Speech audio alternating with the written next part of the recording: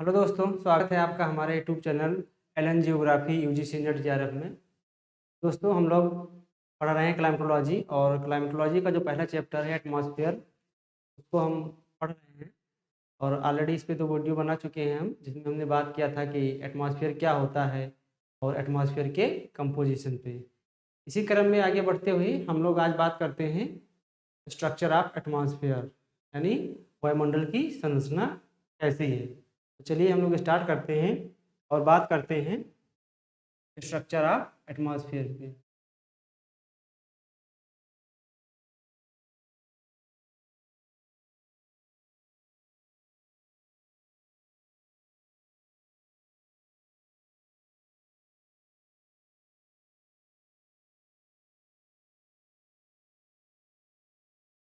Structure of atmosphere, structure of atmosphere का मतलब हुआ वायुमंडल की संरचना।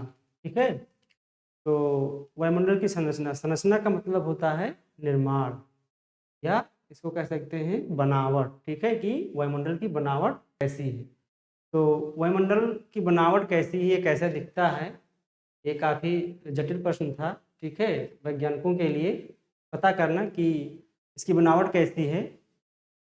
तो इसके लिए सबसे पहले क्या किया गया कि आज हम लोग जो है 21वीं सदी में पहुंच गए हैं और आज हमारी जो टेक्नोलॉजी है काफ़ी एडवांस हो चुकी है। 20वीं सदी तक हमारी टेक्नोलॉजी उतनी एडवांस नहीं हुई थी जितनी कि आज हो चुकी है। तो किसी भी घटना के बारे में या किसी भी चीज़ के बारे में पता लगाना उतना आसान नहीं था पहले जितना कि आज हो गया है। ठीक है, इससे पहले क्या था कि अगर हमें एटमॉस्फेयर के बारे में जानकारी लेनी थी तो हम लोग क्या करते थे, बैलून से काम चलाते थे, यानी जो बड़े बड़े बैलून्स होते थे। ठीक है, एटमॉस्फेरिक बैलून उनको बोलते हैं। इससे पता करते थे कि जो है इसका तापमान कितना है एटमॉस्फेयर का, या आर्द्रता कितनी है। लेकिन जैसे जैसे समय बीता वैसे वैसे हमारी टेक्नोलॉजी एडवांस हुई और हम लोगों ने बैलून्स के आगे पहुंच गए, रेडियो सांडे, रबीर सांडे जैसे यंत्रों का प्रयोग किया।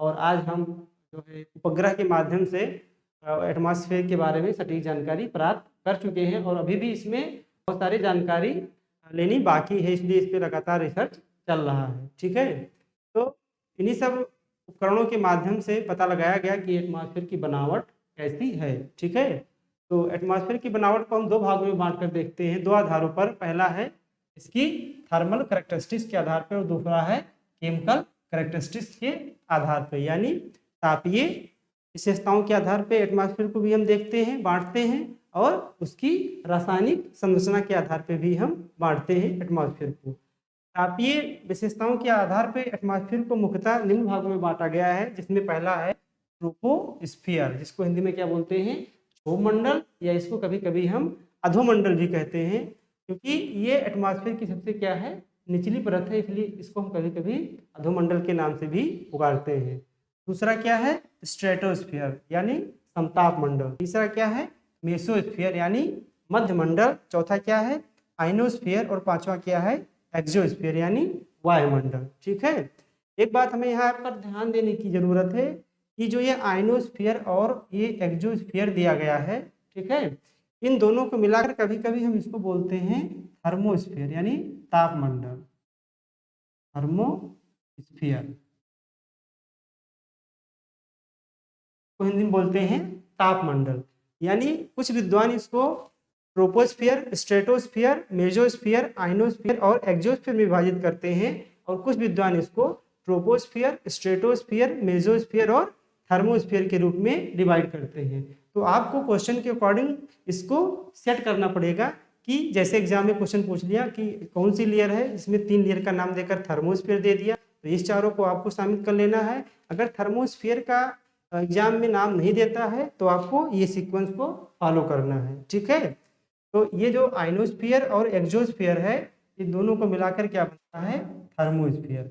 ये रहा तापीय संरचना के आधार पे वायुमंडल का वर्गीकरण। ठीक है, और केमिकल संरचना के आधार पे यानी रासायनिक संरचना के आधार पे वायुमंडल को 2 भागों में बांटा गया है, होमोस्फियर और हेट्रोस्फियर। होमोस्फियर का मतलब होता है सममंडल और हेट्रोस्फियर का मतलब होता है विषम मंडल। ठीक है, तो पहले हम तापीय विशेषता के आधार पे जो एटमॉस्फेयर की जितनी भी लेयर यहाँ पर आपको बताई जा रही है, परत बताई जा रही है, उसके बारे में एक एक करके हम गहन अध्ययन करते हैं। तो चलिए पहले हम लोग देखते हैं तापीय विशेषता के आधार पे वायुमंडल की जो पहली परत है ट्रोपोस्फियर यानी क्षोभ मंडल, इसके बारे में हम जानकारी प्राप्त करते हैं। ठीक है, तो आइए देखते हैं ट्रोपोस्फियर के बारे में।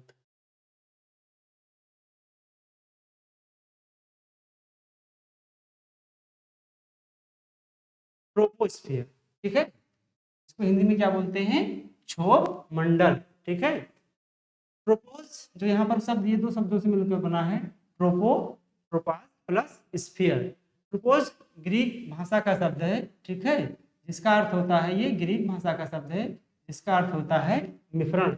इसलिए कभी कभी हम इसको मिश्रण मंडल के आधार मिश्रण मंडल के नाम पर भी पुकारते हैं या जानते हैं। तो ये बातें आपको ध्यान रखना है, क्योंकि एग्जाम में कभी कभी दे देगा आपको कि मिश्रण मंडल किसे कहते हैं, तभी बात वही हुई कि ट्रोपोस्फियर को मिश्रण मंडल के नाम में जानते हैं। ठीक है, तो आइए देखते हैं कि ट्रोपोस्फियर की विशेषता क्या है और इसके बारे में और अधिक जानकारी हम ग्रहण करते हैं। ठीक है, तो जो ट्रोपोस्फियर का टर्म था वो किसने दिया था? ये फ्रेंच साइंटिस्ट थे जिनका नाम था टीजेरेंस डी बोर्ड। टीजेरेंस डी बोर्ड ने क्या किया था? ट्रोपोस्फियर का नामकरण किया था। ठीक है, दूसरा पॉइंट है the lowest layer of earth atmosphere, यानी ये अर्थ हमारा अर्थ का वायुमंडल है, ठीक है, यानी पृथ्वी का जो वायुमंडल है उसकी सबसे क्या है? लोएस्ट लेयर है, यानी निचली परत है। कौन सी परत है? निचली परत है। यानी समुद्र तल से हमने आपको बताया था कि एटमॉस्फेयर की ऊंचाई लगभग कितनी है, मोटाई कितनी है? 1000 किलोमीटर है। ठीक है, तो अगर समुद्र तल से हम ऊपर जाएंगे तो जो समुद्र तल से यानी धरातल से ऊपर जाओगे आप, तो जो पहला आपका मंडल पड़ता है वो क्या है? ट्रोपोस्फियर है। ठीक है, it extend up to 80 kilometre at the equator and about 8 kilometre at the pole. यानी इक्वेटर पर इसकी जो ऊंचाई है वो कितने है? 18 किलोमीटर है। वहीं पर आपकी पोल्स पे इसकी ऊंचाई कितनी है? 8 किलोमीटर है। क्योंकि जो हमारा जो अर्थ है, अर्थ का शेप कैसा है? अर्थ का शेप जियोइड के आकार का है। यानी जो अगर अर्थ का शेप देखा जाए तो ये हमारा अर्थ का थोड़ा सा ये क्या है? इक्वेटर पे क्या है? बल्जी है और पोल्स पे क्या है? चिपटी हुई है। इसलिए जब हम एटमॉस्फेयर बनाते हैं तो कुछ इस तरह से बनता है, यानी पोल्स पर इसकी हाइट जो है वो कम होगी और इक्वेटर पर इसकी हाइट ज़्यादा होगी। वही बात यहाँ पर बताने का प्रयास किया गया है। ठीक है, बताया गया है कि जो ट्रोपोस्फियर की हाइट है वो कहाँ पर? वो इक्वेटर पर 18 यानी विषुवतरीय क्षेत्र में 18 किलोमीटर है। वहीं पर पोल्स पर कितना है? 8 किलोमीटर है। ठीक है, अगला पॉइंट है the thickness is greater the equator because the heater air rise to greater heights. ठीक है, इक्वेटर पर भी यहाँ बताया जा रहा है कि तापमान सॉरी इक्वेटर पर आपकी जो हाइट है ट्रोपोस्फियर की वो ज़्यादा क्यों है? क्योंकि इक्वेटर पर सन वर्टिकल रहता है, तो यहाँ पर जो हीट है वो ज़्यादा उत्पन्न होता है, यानी तापमान ज़्यादा रहता है। और तापमान ज़्यादा होने के कारण जो वायु है वो तेजी के साथ ऊपर अत्यधिक ऊंचाई तक उड़ती है।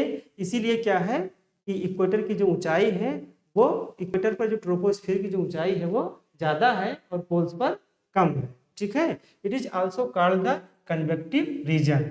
क्योंकि इक्वेटर पर तापमान ज़्यादा है इसलिए हवाएं गर्म होकर कन्वेक्शनल करंट के रूप में ऊपर उठती हैं। ठीक है, इसीलिए इस परत को कभी कभी हम किस नाम से जानते हैं? कन्वेक्टिव रीजन या कन्वेक्टिव लेयर के नाम से भी हम पुकारते हैं ट्रोपोस्फियर को। ठीक है, तो यहाँ पर पता चला कि ट्रोपोस्फियर की जो हाइट है वो इक्वेटर पर ज़्यादा क्यों है? क्योंकि यहाँ पर तापमान ज़्यादा होता है, इसलिए हवाएं तेजी के साथ अत्यधिक ऊंचाई तक ऊपर उठकर जाती हैं। ठीक है, आगे बताया गया है कि the temperature is fall with increasing altitude.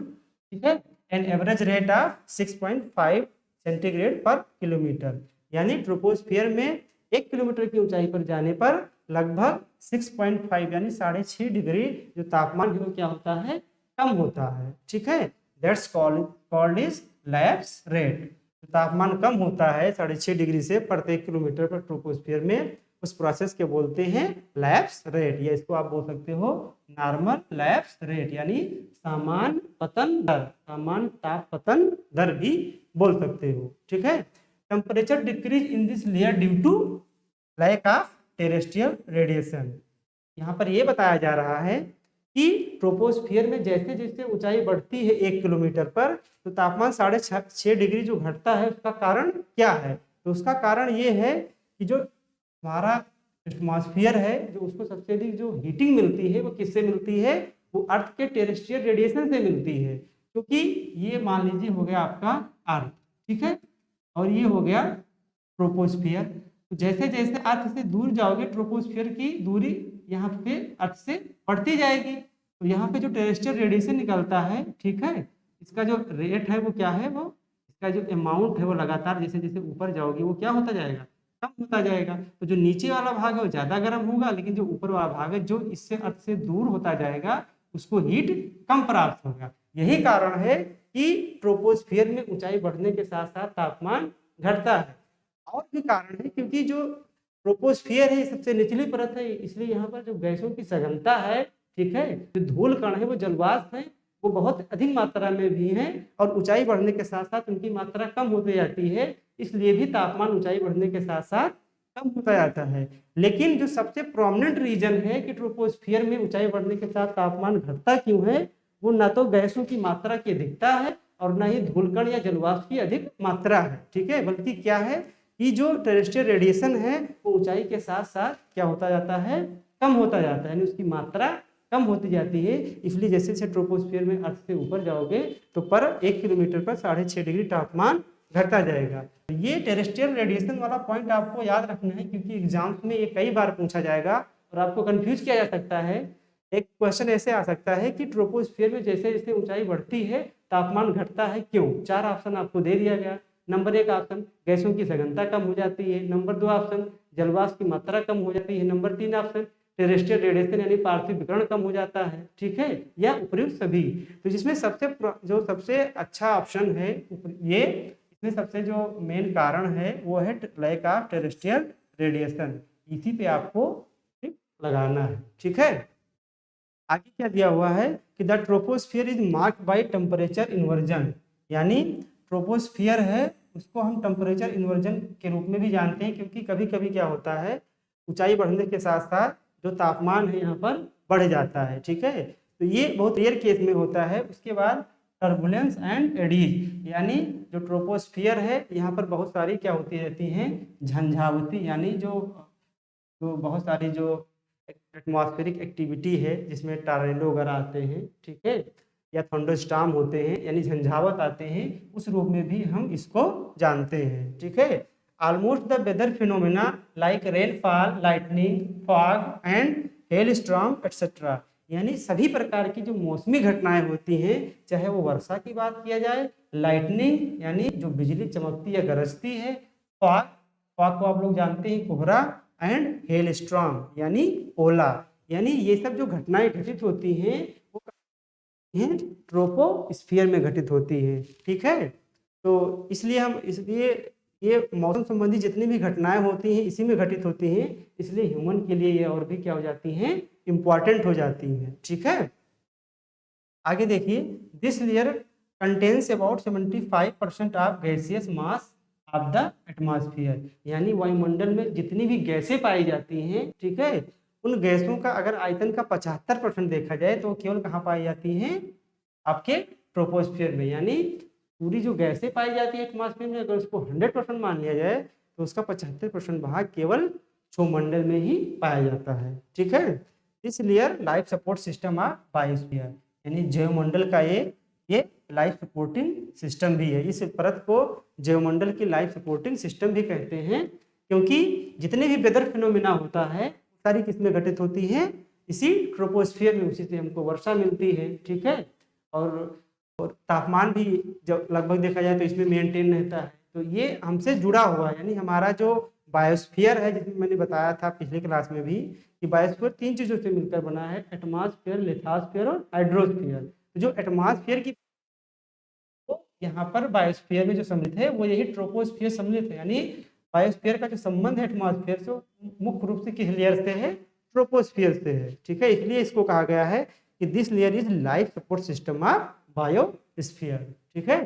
तो ये रहा ट्रोपोस्फियर के बारे में विवरण, ठीक है। इसकी हाइट हमने देखी, इसमें टेम्परेचर देखा किस प्रकार घटता है, इसमें हमने सारी मौसमी घटनाएं देखी, ठीक है, और गैसों की मात्रा भी देखी। आगे देखते हैं,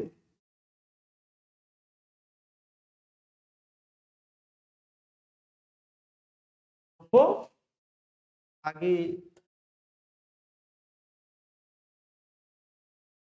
ट्रोपोपाज, ठीक है।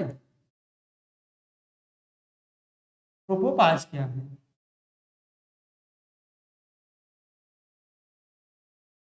ट्रोपोपाज ये हमारे ट्रोपोस्फियर का ही भाग होता है, ठीक है, लेकिन कुछ इसकी इम्पोर्टेंसी है इसलिए हमने यहाँ पर इसका मेंशन कर दिया है, ठीक है।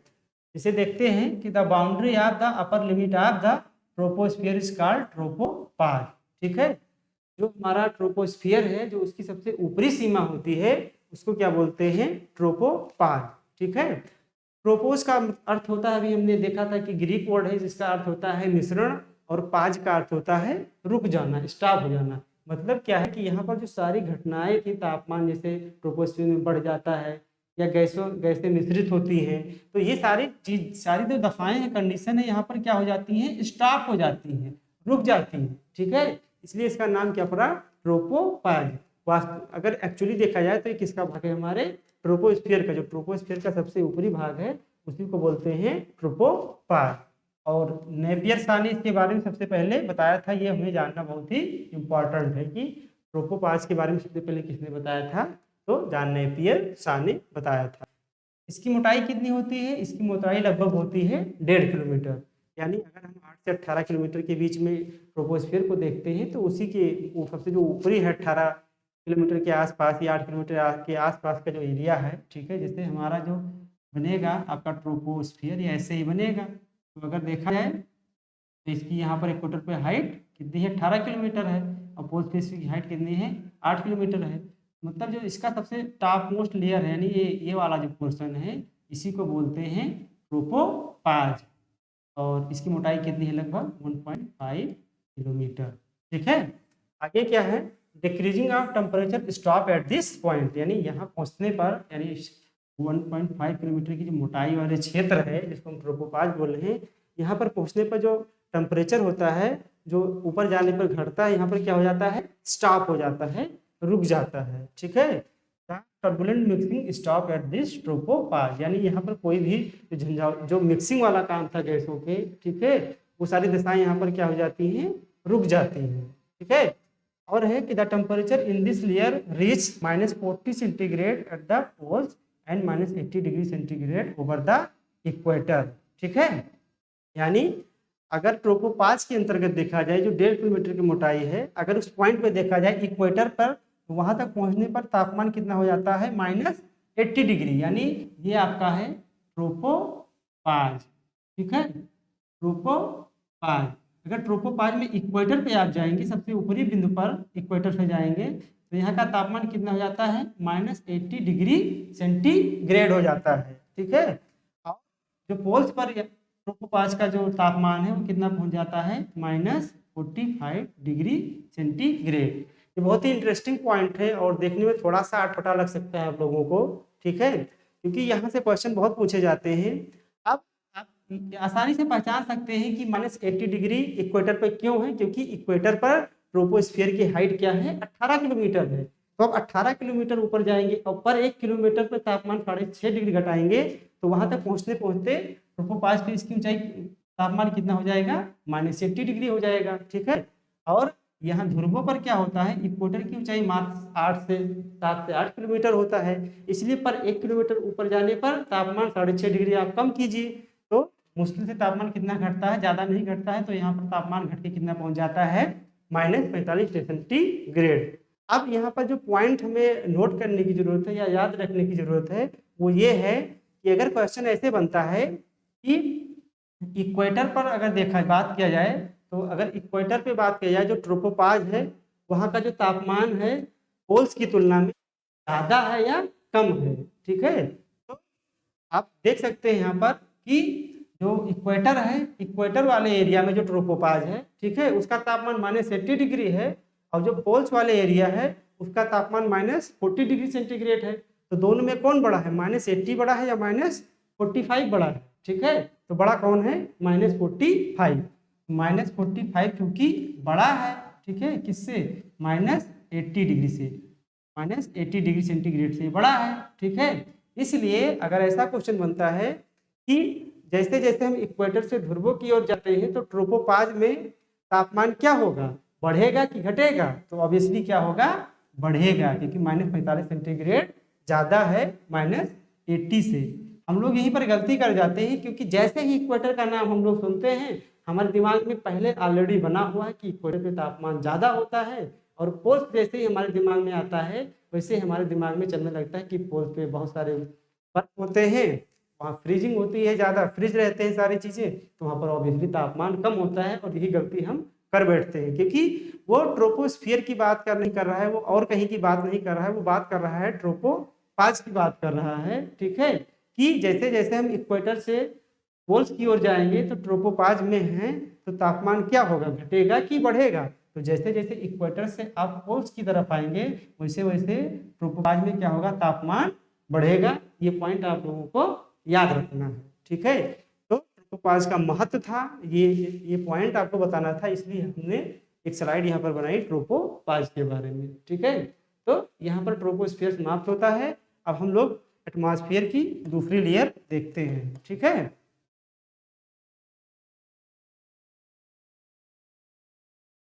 स्ट्रेटोस्फियर को हिंदी बोलते हैं समताप मंडल। ठीक है, स्ट्रेटोस्फियर को क्या बोलते हैं, समताप मंडल। ये अगर हम धरातल से ऊपर की ओर जाते हैं, ठीक है, तो ये एटमॉस्फेयर की कौन सी लेयर है, दूसरी लेयर है। ठीक है, stratosphere is given by Teisserenc de Bort, यानी स्ट्रेटोस्फियर समताप मंडल का जो टर्म दिया था वो किसने दिया था, टीजरस डी बोर्ड ने दिया था। या कुछ भी दे सकते हैं, आपको एग्जाम में पोस्ट किया था, या ऐसे सीधा सीधा पूछेगा कि स्ट्रेटोस्फियर के बारे में किसने बताया था, या इसका टर्म किसने दिया था, शब्दावली किसने दी थी? तो टीजरस डी बोर्ड ने ये शब्दावली दी थी। ठीक है, it lies above the troposphere and extend uniformly across the globe up to 50 kilometre, यानी ट्रोपोस्फियर के ऊपर अगर देखा जाए 18 से, ट्रोपोस्फियर की ऊंचाई कितनी है, 18 किलोमीटर, तो 18 से 50 किलोमीटर के बीच में ये पड़ता है, यानी इसकी जो हाइट है वो 18 से 50 किलोमीटर के बीच में है। ठीक है, a few scientists believe that the stratosphere is isothermal, isothermal का मतलब समान ताप या समताप। कुछ विद्वान, a few scientists यानी कुछ विद्वानों का ये मानना है कि जो आपका स्ट्रेटोस्फियर है वहाँ का जो तापमान है वो पूरे 18 से 50 किलोमीटर के बीच में वो क्या है, समान है। ठीक है, तो ये भी बात कुछ विद्वानों ने जो बताई है वो भी सही है, लेकिन हमें यहाँ पर एक बात ध्यान रखना है कि जो अभी हम आगे देखेंगे, ठीक है, ये बात यहाँ पर ध्यान रखने योग्य ये है कि जो स्ट्रेटोस्फियर है जो 18 से 50 किलोमीटर की ऊंचाई तक फैला हुआ है, ठीक है, कहीं कहीं पर ये 12 से 50 भी मिलेगा, तो इसमें घबराने वाली कोई बात नहीं है, क्योंकि पोल्स पे इसकी हाइट कम होती है, ठीक है, और यहाँ पर ज़्यादा होती है। तो जो स्ट्रेटोस्फियर का सबसे, स्ट्रेटोस्फियर में जो 18 से 50 किलोमीटर हाइट दिया हुआ है, 18 से 50, ठीक है, हम लोग यहाँ देख लेते हैं, ये 18 से 50 की जो हाइट दी हुई है, इसी में से जो ये 35 किलोमीटर तक का भाग है, यहाँ पर, ठीक है, एक लेयर पाई जाती है, उसका क्या नाम है, यहाँ पर जो है ओजोन की सघनता ज़्यादा है, ठीक है, इसलिए कभी कभी इसको यहाँ पर ओजोन लेयर या ओजोनोस्फीयर भी बोल देते हैं। तो ये ओजोन क्या करता है, ओजोन की जो लेयर पाई जाती है समताप मंडल से, समताप मंडल में, वो भी निचले समताप मंडल में लगभग 12 से 35 किलोमीटर या 15 से 35 किलोमीटर के बीच में, तो ये ओजोन क्या करता है, यूवी से आने वाली, जो सूर्य से आने वाली जो यूवी किरणें हैं, हानिकारक किरणें हैं, उसको ये क्या करता है, एब्जॉर्ब कर लेता है, सोख लेता है। इसीलिए ये जो ओजोन मंडल है आपका, इसको कभी कभी हम ओजोनोस्फीयर भी बोल देते हैं, जहाँ तक ओजोन का कंसंट्रेशन ज़्यादा है। तो ये क्या करता है, यूवी को क्या करता है, एब्जॉर्ब कर लेता है, क्योंकि यूवी को एब्जॉर्ब करने के बाद यहाँ का जो तापमान है वो क्या हो जाता है, बढ़ जाता है। इसीलिए अगर एग्जाम में पूछता है, ठीक है, स्ट्रेटोस्फीयर में क्या जो है ऊंचाई के साथ तापमान जो है बढ़ता है, तो निचले स्ट्रेटोस्फीयर तक बढ़ता है, लेकिन पुनः जो है लगभग 35 किलोमीटर से लेकर 50 किलोमीटर जाने पर क्या होता है, कम हो जाता है। तो ये दोनों पॉइंट हमें याद रखने, अगर एग्जाम में आपसे पूछता है कि कौन सा ऐसा मंडल है जिसका तापमान लगभग समान रहता है, तो आपको क्या लगाना है, यही स्ट्रेटोस्फीयर। या अगर स्ट्रेटोस्फीयर के बारे में स्टेटमेंट देकर पूछता है कि इसका तापमान नीचे से, जो निचला स्ट्रेटोस्फीयर उसमें बढ़ता है और फिर ऊपर जाने पर घटता है, तो ये भी दोनों पॉइंट सही है, क्योंकि अभी तक जो है ज्योग्राफी में जो भी चीज़ें हम पढ़ते हैं वो परफेक्शन नहीं है उसमें, अभी भी उसमें रिसर्च लगातार चल रहे हैं, ठीक है, कि कोई सीमा नहीं निर्धारित कर दी गई है कि ये चीज़ यहीं पर हो रही है, इतनी मात्रा में हो रही है। ठीक है, आगे देखते हैं, this layer is almost free from clouds and associated weather phenomena, यानी जो समताप मंडल है आपका, यहाँ पर कोई भी प्रकार की मौसमी घटनाएं या बादल नहीं बनते हैं। ठीक है, ये भी आपको पॉइंट्स याद रखना है।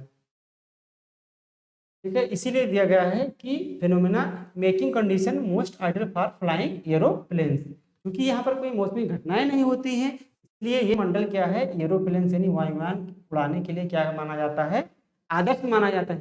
क्योंकि जब वायुयान उड़ाया जाता है, ठीक है, तो जो जिस भी एयरपोर्ट से उड़ाया जाता है, तो उससे लगातार जब तक कि अपने डेस्टिनेशन पे नहीं पहुंच जाता है, तो वो कांटेक्ट में बना रहता है। ठीक है, कांटेक्ट उस कांटेक्ट में बने रहने के लिए वो सिग्नल्स का प्रयोग करते हैं। अब अगर यहाँ पर मौसमी घटनाएं होंगी तो सिग्नल क्या हो जाएंगे, ब्रेक हो जाएंगे। पता लगा पायलट जहाँ जाना था उस डेस्टिनेशन में न पहुंचकर बाकी वो उसी एटमॉस्फेयर में भटक रहा है।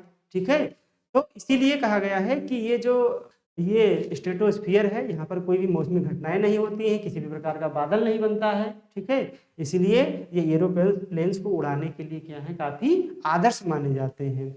आगे देखिए, sometimes cirrus cloud known as mother pearl cloud या नैक्रियस क्लाउड, ठीक है, appear in this lower stratosphere. कभी कभी रेयर केस में ऐसा देखने को मिलता है कि जो आपका लोअर स्ट्रेटोस्फियर है यानी निचला समताप मंडल है, उसमें एक सिरस मतलब होता है पच्छाव। ठीक है, ये बादल का एक प्रकार है, जो हम लोग आगे पढ़ेंगे बादल के प्रकार में, तो वहां जानेंगे। तो यहाँ पर कभी कभी सिरस क्लाउड बन जाता है, जिसको हम मदर पर्च क्लाउड्स या नेक्रियस क्लाउड के नाम से जानते हैं। इसे हिंदी में मुक्ताब मेघ भी कहते हैं। तो ये पॉइंट्स बहुत ही इंपॉर्टेंट है, इसको नोट कर मतलब रखना है कि स्ट्रेटोस्फियर में किस प्रकार के बादल बनते हैं। ठीक है, कभी कभी, ठीक है, समटाइम्स बन जाते हैं।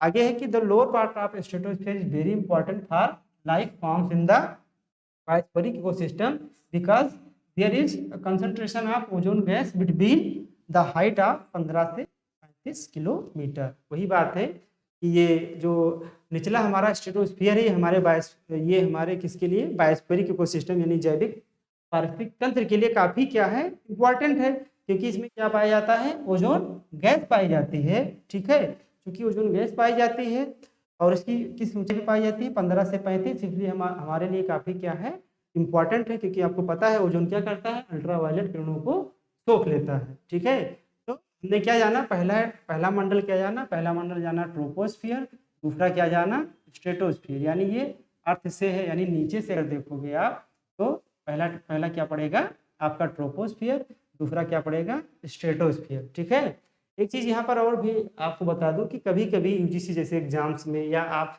आने वाले किसी भी कम्पिटेटिव एग्जाम्स में अगर इसमें कभी कभी घुमा के भी प्रश्न पूछ लेता है, उससे क्या होती है, प्रॉब्लम हो सकती है। कौन से क्वेश्चन पूछ लेता है, क्या है, क्योंकि जो स्ट्रेटोस्फियर है इसमें क्या पाया जाता है, ओजोन का कंसंट्रेशन पाया जाता है।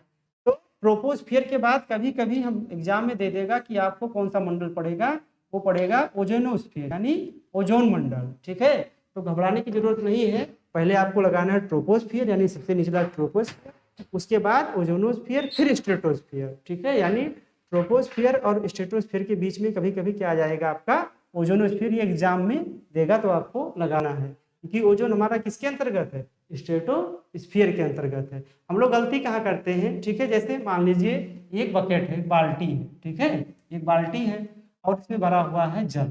ठीक है, अगर आपसे पूछा जाए नीचे से कि अगर नीचे से जाने पर पहले ये आएगा, बाल्टी की तली आएगी या जल आएगा, तो ऑब्वियस सी बात है पहले क्या आएगी, बाल्टी ही आएगी, उसके बाद ये आएगा। ठीक है, तो उसी प्रकार से पहले नीचे आएंगे तो आपको ट्रोपोस्फियर पड़ेगा, ट्रोपोस्फियर के बाद क्या पड़ेगा आपका स्ट्रेटोस्फियर, और इसी स्ट्रेटोस्फियर में क्या रखा हुआ है आपका ओजोन परत है इसी के बीच में। ठीक है, तो ये रहा स्ट्रेटोस्फियर। अब स्ट्रेटोस्फियर के बाद हम अगला मंडल देखते हैं कि क्या आएगा।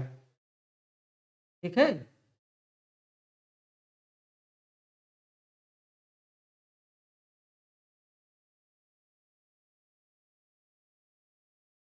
मेसोस्फियर, स्ट्रेटोस्फियर के बाद क्या है, मेसोस्फियर। मेसोस्फियर को हिंदी में कहते हैं मध्यमंडल। ठीक है, मध्यमंडल की हाइट कितनी होती है, 50 से 80 किलोमीटर, यानी इसकी जो हाइट होती है, ठीक है, वो कितनी है 50 से 80 किलोमीटर इसकी हाइट है। ठीक है, अगला पॉइंट है the temperature again decrease in this layer and reach it minimum mark average -8। ठीक है, यानी पुनः यहाँ पर ऊंचाई के साथ जाने पर मेसोस्फीयर में तापमान क्या होने लगता है, घटने लगता है। और जो मेसोस्फीयर की जो सबसे ऊपरी परत है मेसोपाज, वहां पर पहुंचने पर जो तापमान है कितना पहुंच जाता है -80 डिग्री सेंटीग्रेड, या कभी कभी ये 100 भी पहुंच जाता है। यानी ये जो मेसोस्फीयर है ये एटमॉस्फेयर की क्या है, सबसे ठंडी लेयर है। ये भी एग्जाम्स में आपसे पूछा जा सकता है कि एटमॉस्फेयर की सबसे ठंडी परत कौन सी है। एटमॉस्फेयर की सबसे ठंडी परत कौन सी है, तो मेसोस्फीयर है, क्योंकि यहाँ पर अगेन ऊंचाई के साथ जाने पर तापमान क्या होने लगता है, घटने लगता है। ठीक है, also this temperature can very, यानी ये टेम्परेचर कभी कभी वेरी भी कर जाता है। वही जो मैंने बताया कि 80 डिग्री के बाद ये कभी कभी -100 डिग्री सेंटीग्रेड भी पहुंच जाता है। ठीक है, noctilucent clouds form through the process of condensation. कभी कभी क्या होता है कि जो हमारा मेसोस्फीयर है इसमें एक बहुत ही स्पेसिफिक क्लाउड बनता है, जिसको किस नाम से जानते हैं, नॉक्टिल्यूसेंट क्लाउड्स के नाम से भी जानते हैं। ठीक है, तो ये आपको याद रखना है कि कभी कभी रियर केस बन जाते हैं, इसमें बादल का निर्माण हो जाता है, उसका नाम क्या है, नॉक्टिल्यूसेंट क्लाउड। ठीक है, upper limit of mesosphere called is mesopause. ठीक है, यानी जहाँ पर मेसोस्फीयर खत्म होने वाला होता है उस पॉइंट को क्या बोलते हैं, मेसोपाज। पाज का मतलब हमने आपको बताया था कि यहाँ पर जाने पर किसी भी प्रकार की जो गतिविधियां होती हैं वो क्या हो जाती हैं, स्टॉप हो जाती हैं, रुक जाती हैं। ठीक है, आगे देखते हैं most meteors burn up in the mesosphere, यानी जो अधिकांश आपके मीटियोर्स हैं, ठीक है, जो उल्का पिंड हैं, वो कहाँ पर बर्न होते हैं, इसी मेसोस्फीयर में बर्न हो जाते हैं। यानी अगर स्पेस से कोई भी उल्का पिंड, ठीक है, या कोई भी आउटर स्पेस से कोई भी जो पिंड आता है, अगर उसकी साइज बहुत बड़ी नहीं है, ठीक है, तो ये मेसोस्फीयर में आते आते क्या हो जाते हैं, बर्न होकर छोटे छोटे बहुत ही टुकड़ों में टूट जाते हैं, और इस प्रकार यह परत हमारी पृथ्वी की रक्षा करती है। ठीक है, और क्यों टूट जाते हैं, क्योंकि यहाँ पर कौन सा काम बल कार्य करता है, फ्रिक्शनल फोर्स, यानी घर्षण बल कार्य करता है। ठीक है, जब घर्षण होता है तो उससे ऊष्मा जनरेट होती है, ऊष्मा से वो बर्न होकर खत्म हो जाता है। तो यह है आपका मेसोस्फीयर के बारे में जानकारी। ठीक है, अब हम अगली परत देखते हैं।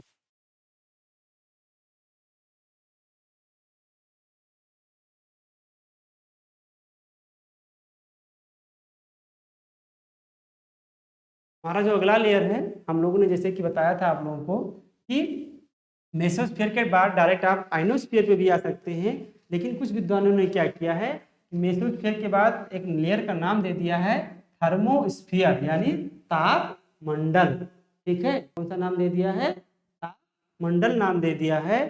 तो तापमंडल को विद्वानों ने दो भागों में बांट दिया है, और पहला उसमें क्या है, आइनोस्फीयर, और दूसरा क्या है, एक्सोस्फीयर। तो सबसे पहले हम लोग देखते हैं आइनोस्फीयर के बारे में। ठीक है, आइनोस्फीयर, इसकी हाइट कितनी है, ये 80 to 400 किलोमीटर, यानी 80 से 400 किलोमीटर के बीच में इसकी हाइट पाई जाती है, किसकी, आइनोस्फीयर की। ठीक है, there are a number of ionic layers in this sphere, जैसे कि DEFG लेयर, यानी जो हमारा आइनोस्फीयर है ये एक अलग स्पेसिफिक क्वालिटी है। यहाँ पर ये देखा गया कि कुछ आयनिक लेयर, यानी आयनिक परतें पाई जाती हैं। ठीक है, यानी जो किस फॉर्म में होती है, चार्ज फॉर्म में होती हैं, जो चार्ज फॉर्म में होती हैं।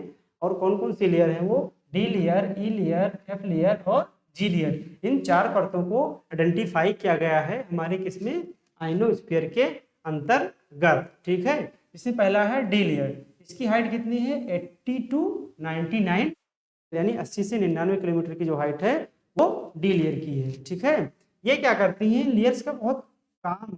ठीक है, ये क्या करती हैं, reflect the signals of low frequency, ठीक है, एब्जॉर्ब, जिसमें हाई एंड मीडियम, यानी ये क्या करती हैं कि जो लो फ्रीक्वेंसी की रेडियो तरंगे होती हैं, ठीक है, लो के साथ साथ, ठीक है, ये क्या करती हैं, लो फ्रीक्वेंसी की रेडियो तरंगों क्या क्या करती हैं, रिफ्लेक्ट करती हैं। ठीक है, और एब्जॉर्ब करती हैं किसको, हाई एंड मीडियम फ्रीक्वेंसी की वेव्स की तरंगों को। ठीक है, यानी लो फ्रीक्वेंसी की तरंगों को क्या करती हैं, रिफ्लेक्ट करती हैं, और हाई और मीडियम को क्या करती हैं, ये एब्जॉर्ब कर लेती हैं। ठीक है, कौन सी लेयर, डी लेयर। इसके बाद आता है ई लेयर। ई लेयर की हाइट कितनी है, 99 टू 130 किलोमीटर।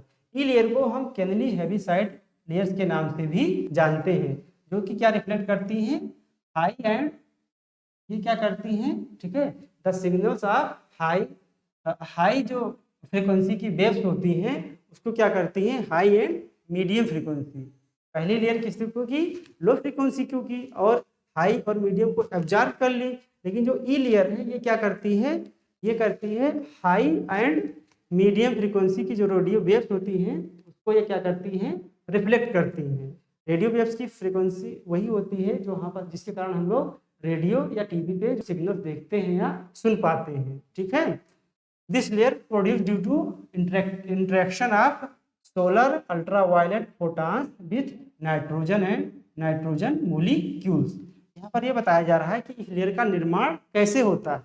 तो इस लेयर का जो निर्माण होता है वो इंटरेक्शन के कारण होता है। ठीक है, किसके किसके, जो आपका जो यूवी रेज है, यानी यूवी रेज है, और जो नाइट्रोजन और नाइट्रोजन के मोलिक्यूल्स हैं उनसे क्या करता है, इंटरेक्शन करता है।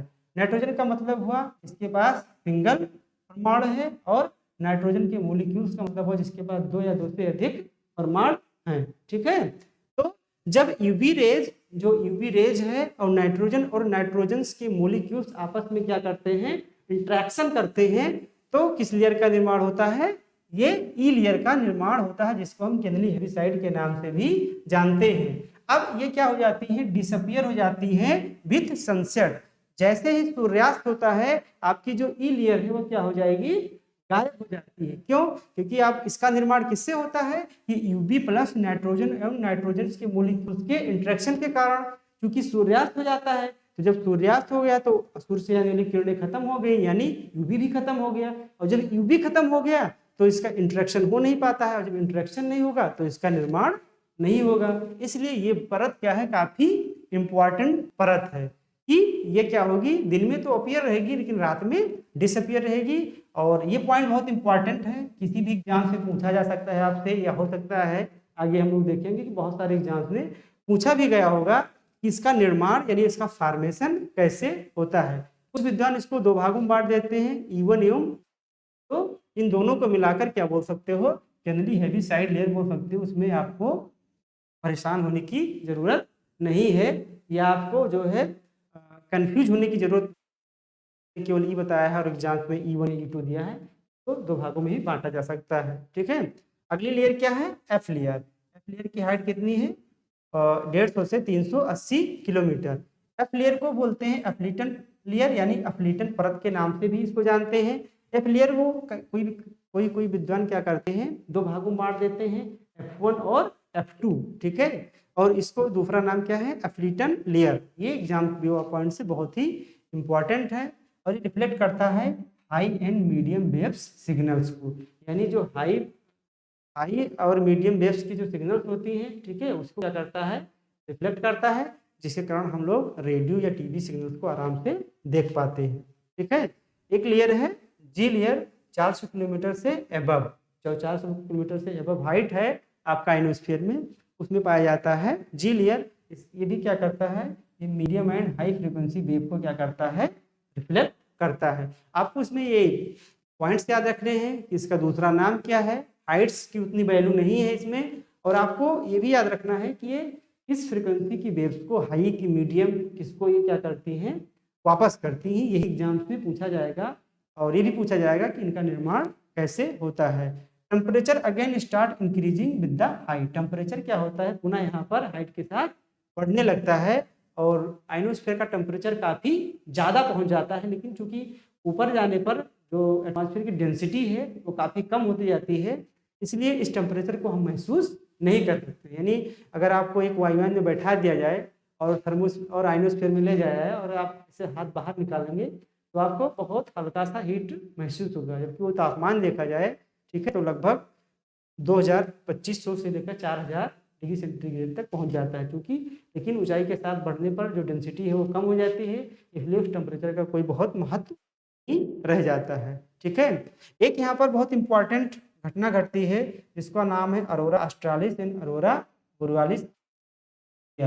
अरोरा ऑस्ट्रालिस आपको दक्षिणी ध्रुव पे देखने को मिलता है और अरोरा बोरियालिस क्या होता है, उत्तरी ध्रुव पे देखने को मिलता है। ठीक है, तो इसको आपको याद रखना है कि ये दो घटनाएं बहुत इंपॉर्टेंट है, बार बार एग्जाम से पूछी जाती हैं कि अरोरा ऑस्ट्रालिस कहाँ पे होगा, तो इसको आप ऐसे याद कर सकते हैं, ऑस्ट्रालिस मतलब ऑस्ट्रेलिया, और ऑस्ट्रेलिया कहाँ है, साउथ में है।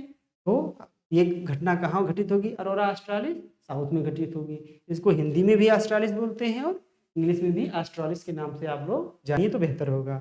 और अरोरा बोरियालिस कहाँ होगा, नॉर्थ पोल पे, यानी उत्तरी ध्रुव के पास होता है। किस लेयर में, आइनोस्फीयर में। ठीक है, क्योंकि थर्मोस्फीयर को दो भागों में बांटा गया है, हमने बताया था कि आइनोस्फीयर और एक्सोस्फीयर। यानी हम अगला देखते हैं, आइनोस्फीयर के बारे में यहाँ हम लोगों ने देखा, अब देखते हैं अगला किसके बारे में, एक्सोस्फीयर के बारे में। ठीक है, चलिए हम लोग जानते हैं एक्सोस्फीयर क्या है। एक्सोस्फीयर का मतलब होता है वायुमंडल, यानी एटमॉस्फेयर का जो सबसे आउटर लेयर है, आउटर स्फीयर है, उसी को एक्सोस्फीयर के नाम से भी जानते हैं। This is upper most layer of the atmosphere. ठीक है, extending beyond the ionosphere above a height of 400 kilometre. यानी आइनोस्फीयर के ऊपर जो 400 किलोमीटर आइनोस्फीयर की ऊंचाई बताई गई है आपको, तो 400 किलोमीटर के बाद जो आउटर लेयर है, ठीक है, आइनोस्फीयर के ऊपर, उसी को क्या बोलते हैं, एक्सोस्फीयर या वायुमंडल बोलते हैं। ठीक है, temperature gradually increasing through this layer, यानी जैसे जैसे ऊंचाई बढ़ती है यहाँ पर भी तापमान बहुत तेजी के साथ बढ़ता है, इंक्रीज करता है, लेकिन उस तापमान का कोई बहुत बड़ा महत्व नहीं है, क्योंकि ऊपर जाने पर डेंसिटी काफ़ी कम हो जाती है। ठीक है, और वान एलन रेडिएशन बेल्ट, ये बहुत ही इंपॉर्टेंट है कि यहाँ पर एक बेल्ट पाई जाती है, इसका नाम है वान एलन रेडिएशन बेल्ट, तो ये भी आपको जानना है। तो अभी तक हम लोगों ने क्या देखा, हम लोगों ने देखा कि तापीय संरचना के आधार पे हमारा जो एटमॉस्फेयर है उसकी लेयरिंग कितने की गई है। तो ये तो रहा तापीय संरचना के आधार पे। ठीक है, तापीय संरचना के आधार पे अगर आपकी लेयरिंग देखी गई तो पहले क्या पढ़ा, पहले पढ़ा ट्रोपोस्फियर, फिर क्या पढ़ा, स्ट्रेटोस्फियर। ठीक है, स्ट्रेटोस्फियर के बाद क्या पढ़ा, मेसोस्फियर। ठीक है, मेसोस्फियर के बाद क्या पढ़ा, थर्मोस्फियर। अगर थर्मोस्फियर दिया है तो ठीक है, अगर थर्मोस्फियर नहीं दिया तो थर्मोस्फियर को दो भागों में बांट लेंगे, आइनोस्फियर, ठीक है, और आइनोस्फियर में सबसे बाहरी परत जो क्या है इसके ऊपर की, एक्सोस्फियर। Troposphere, stratosphere, mesosphere. ठीक है, उसके बाद में ऐसे लिख लीजिए,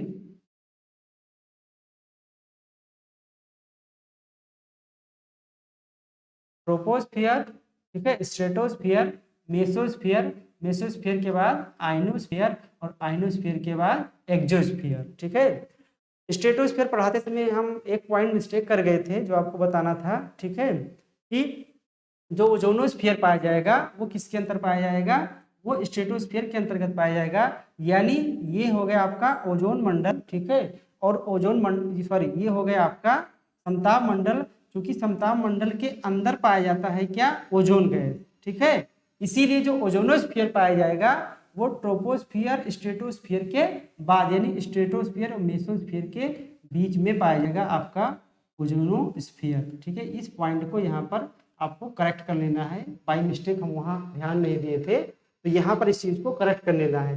कभी भी एग्जाम में आपसे पूछा जा सकता है कि नीचे से लेयरिंग यहाँ तक ना देकर यहीं तक पूछा सकता है, दे दिया जाए ट्रोपोस्फियर, स्ट्रेटोस्फियर, ओजोनोस्फियर, फिर मेसोस्फियर, तो नीचे से जो इसका क्रम बनेगा वो यही बनेगा, ट्रोपोस्फियर, स्ट्रेटोस्फियर, ओजोनोस्फियर और मेसोस्फियर, आइनोस्फियर, एक्सोस्फियर। ठीक है, तो यहाँ तक हम लोगों ने देखा कि एटमॉस्फेयर की स्ट्रक्चर यानी लेयरिंग कैसे कैसे हुई है।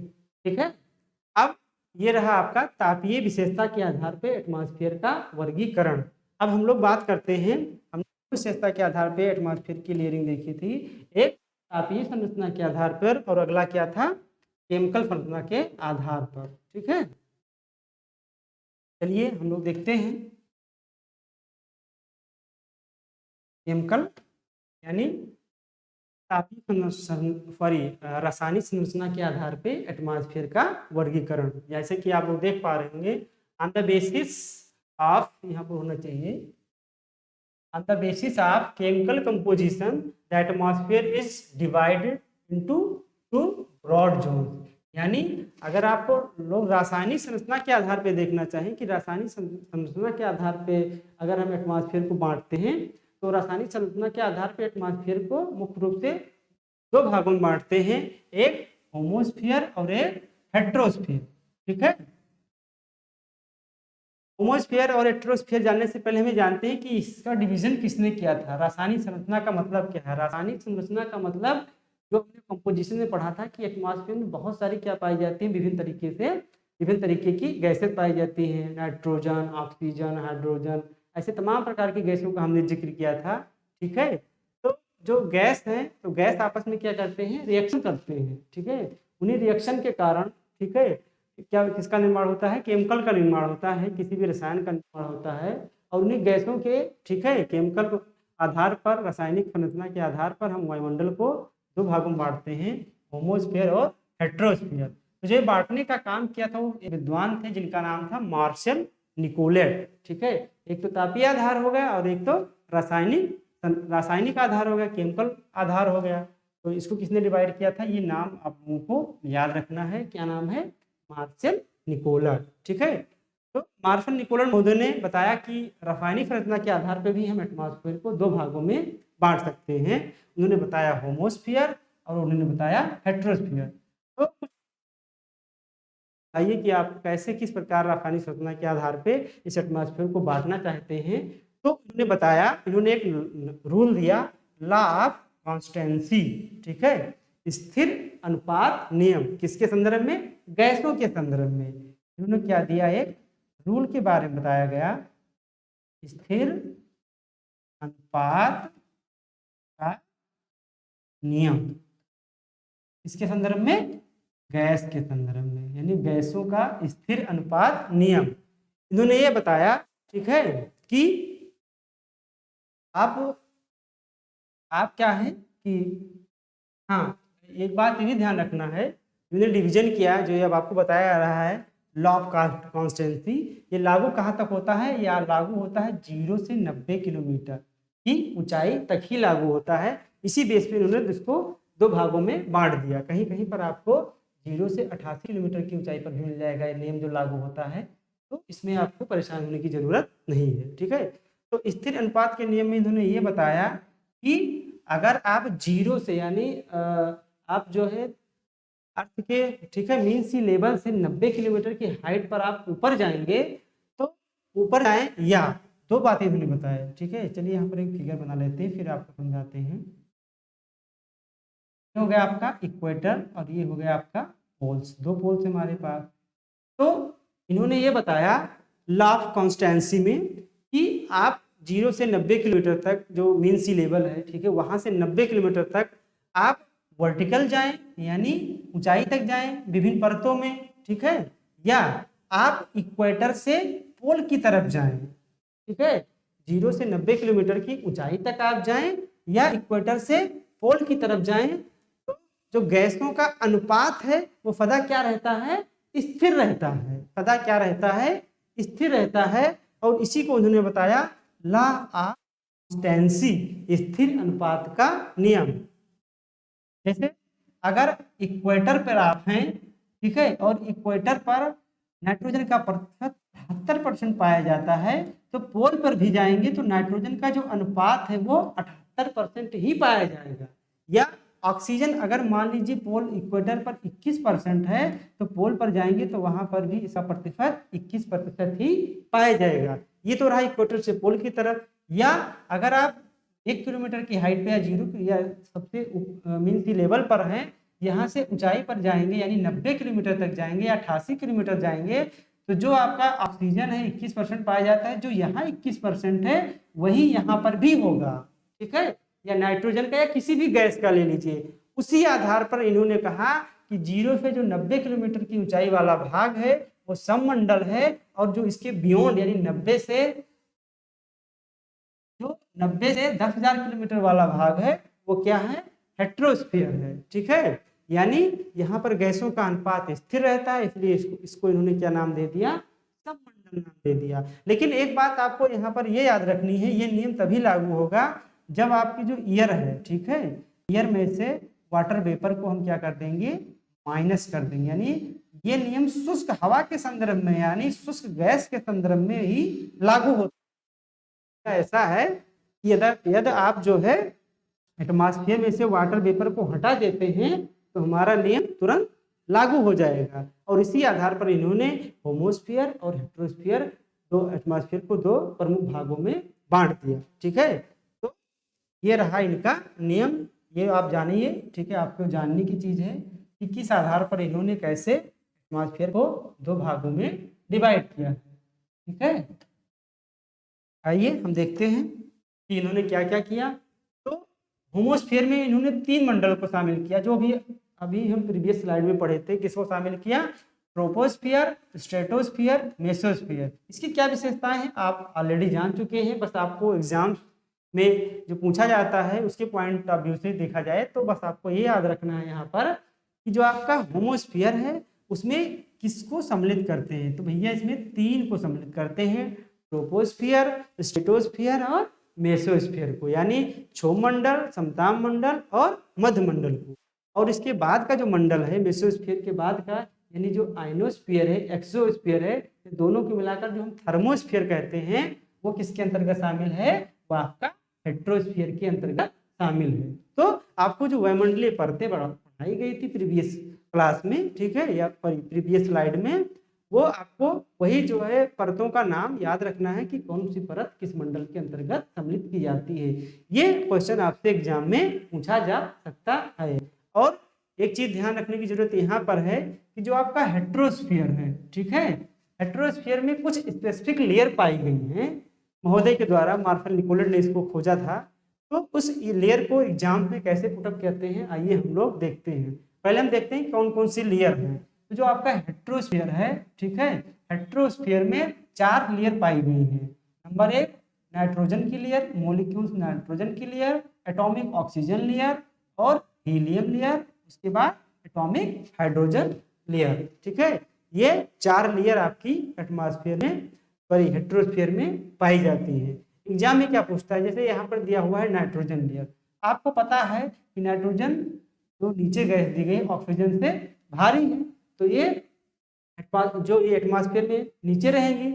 ऑक्सीजन इससे थोड़ा सा हल्की है, तो नाइट्रोजन के ऊपर क्या रहेगा? ऑक्सीजन रहेगा। ऑक्सीजन से हल्की आपकी क्या है? हीलियम है, तो इसके ऊपर रहेगा। और हाइड्रोजन सबसे ऊपर रहेगा। यानी सबसे ज्यादा हाइट पर कौन सी गैस रहेगी? हाइड्रोजन। उससे कम हाइट पर हीलियम, उससे कम हाइट पर ऑक्सीजन, और सबसे नीचे कौन रहेगा? नाइट्रोजन। एग्जाम में क्या करेगा? एग्जाम में आपको इस चारों लेयर का नाम दे दिया, मान लीजिए ये नाइट्रोजन का दे दिया, ये ऑक्सीजन का दे दिया, ये हीलियम का दे दिया और ये हाइड्रोजन का दे दिया।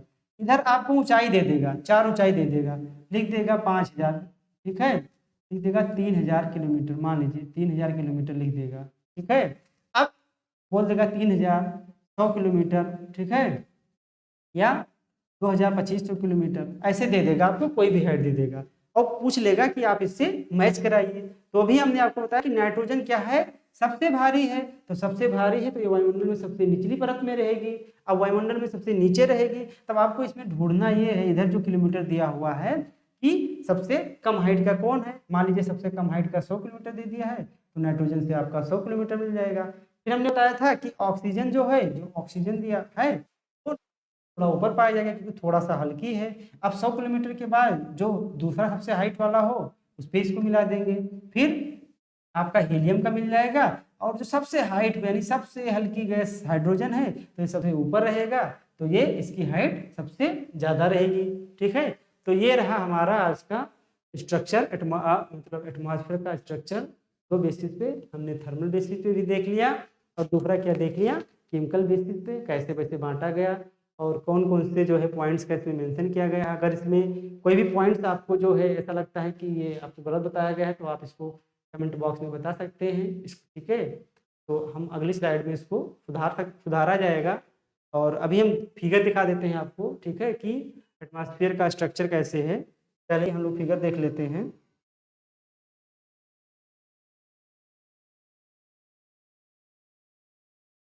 एटमॉस्फेयर का, ठीक है, इसमें दिखाया गया है आपको केमिकल के आधार पर, ठीक है, रासायनिक संरचना के आधार पर, ठीक है, और इसको दिखाया गया है नॉर्मल। यानी एटमॉस्फेयर का डिवीजन। देखिए पहले क्या है, ट्रोपोस्फियर, स्ट्रेटोस्फियर, ठीक है, उसके बाद मेसोस्फियर, फिर थर्मोस्फियर। थर्मोस्फियर में मैंने 2 बताया था, कौन सा, पहले पड़ेगा आइनोस्फियर और उसके बाद एक्सोस्फियर, ठीक है। और देखिए ट्रोपोस्फियर जहाँ पर समाप्त होने वाला होता है, इसी पर 1.5 किलोमीटर की लेयर है ट्रोपोपॉज। स्ट्रेटोस्फियर जहाँ पर समाप्त होने वाला है, देखिए ये जैसे जैसे हाइट ये बढ़ रहा है, ठीक है, ये देखिए टेम्परेचर यहाँ से कम हो रहा है, इधर बढ़ रहा है 0 से। तो आप देखेंगे जैसे ट्रोपोस्फियर में जैसे जैसे ऊपर जा रहे हैं आपका टेम्परेचर घट रहा है, हाइट जैसे जैसे इंक्रीज कर रही है टेम्परेचर घट रहा है। लेकिन इतनी हाइट तक देखिए टेम्परेचर ना घट रहा है ना बढ़ रहा है, बाकी ये क्या है देखिए फिक्स्ड है, क्योंकि ये क्या है, ये ट्रोपोपाज है, ऐसे आप पूरा देख सकते हैं। और ये क्या है, आपका केमिकल केमिकल के आधार पर जो स्ट्रक्चरिंग की गई है, जो मार्शल निकोलट ने किया था। तो इसको 2 भागों में बांटा गया है, एक होमोस्फियर और एक हेट्रोस्फियर। होमोस्फियर में किस लेयर को शामिल किया गया है, ट्रोपोस्फियर, स्ट्रेटोस्फियर और एक मेसोस्फियर, ठीक है। मेसोस्फियर की हाइट यहाँ तक है 90 किलोमीटर तक। और इसके बाद थर्मोस्फियर आ जाता है, तो इसको हेट्रोस्फियर में शामिल करते हैं। थर्मोस्फियर में हेट्रोस्फियर के अंतर्गत, और थर्मोस्फियर में आप जानते ही हैं कि 2 लेयर होती है। तो थैंक यू आपको वीडियो देखने के लिए, और आप कमेंट करके ज़रूर बताइए कि आपको वीडियो कैसे लगा, ठीक है। और इसमें क्या ऐड किया जा सकता है, आप लोग अपना सुझाव दे सकते हैं, या आपको कोई पॉइंट मिस्टेक लगे उसको कमेंट सेक्शन में आप बता सकते हैं, ताकि उसको हम लोग नेक्स्ट वीडियो में सुधार करें। और आप लोग वीडियो को ज़्यादा से ज़्यादा शेयर कीजिए, ताकि लोगों के पास ये जाए और लोग इसका लाभ ले सकें। यदि आप हमारे साथ जो भी पढ़ाया जा रहा है उसको पढ़ाने के बाद जो आपको वीडियो मिलता है, और वीडियो के साथ साथ अगर आप नोट्स बनाते चलते हैं, तो ये गारंटी तो नहीं कहा जा सकता है, लेकिन ये आपको किसी भी एग्ज़ाम्स के लिए, जो भी एग्ज़ाम्स के बारे में आपको बताया गया है, उसमें आप मोर देन 90% मार्क अचीव करेंगे। ये ये तो वादा है हमारा आपसे, ठीक है, क्योंकि जो इसको डिज़ाइन किया गया है वो कई सोर्स से डिज़ाइन किया गया है, काफ़ी लोगों की मदद ली गई है। ये आप लोग को इसका बहुत सारा लाभ मिलने वाला है, तो आप लोग नोट्स इसका बनाते चलिए, और वीडियो को जो है लाइक कीजिए ज़रूर, और शेयर भी कीजिए, और हमारे चैनल को सब्सक्राइब कीजिए। थैंक यू देखने के लिए।